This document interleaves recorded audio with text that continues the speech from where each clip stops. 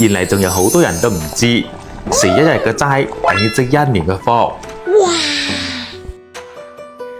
齋湯呢，真係分分鐘比肉湯仲好飲，並且營養健康、清爽冇負擔。嗱，下邊嘅話呢，就將詳細做法分享俾大家。想學嘅姊妹記得認真睇好噶啦。我哋先將洗乾淨嘅南瓜切成一嚿嚿，記住啦，南瓜煲湯呢係唔使去皮嘅。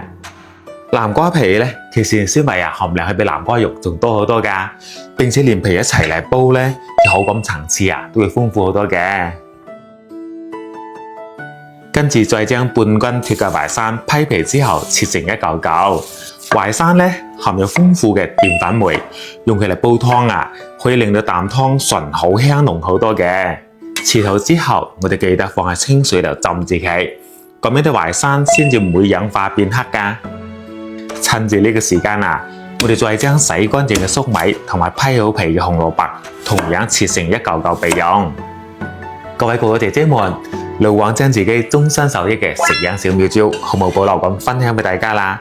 後面幫老王點返免費嘅小紅心關注支持下咧，或者將呢個視頻轉發俾你身邊有需要嘅親朋好友，等佢哋跟你一齊受益咧。唔該晒大家啦，祝你身體健康，合家幸福。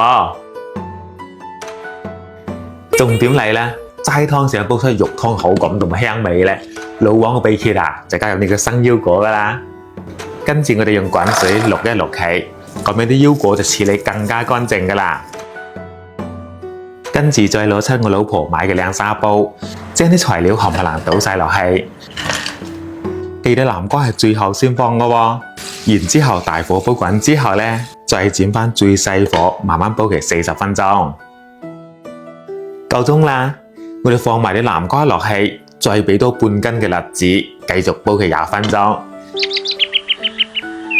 大家睇睇，哇，煲到出晒味噶啦！佢入口清甜，一啲都唔油膩，並且個湯濃縮晒所有嘅精華，每一啖都香到入晒骨。關鍵依家天氣轉涼，飲翻碗咁正嘅南瓜栗子齋湯呢，真係成個人都暖粒粒舒服晒，並且一家大細都啱飲噶。老婆，南瓜栗子齋湯煲好噶啦，趁熱嚟飲啦。哇，我最中意噶啦！真係濕水麵包，冇得彈，正啊！嗱，想食又唔想喐手，小妹快啲嗱臨轉發俾你老公，叫佢煲俾你嚟嘆下啦〜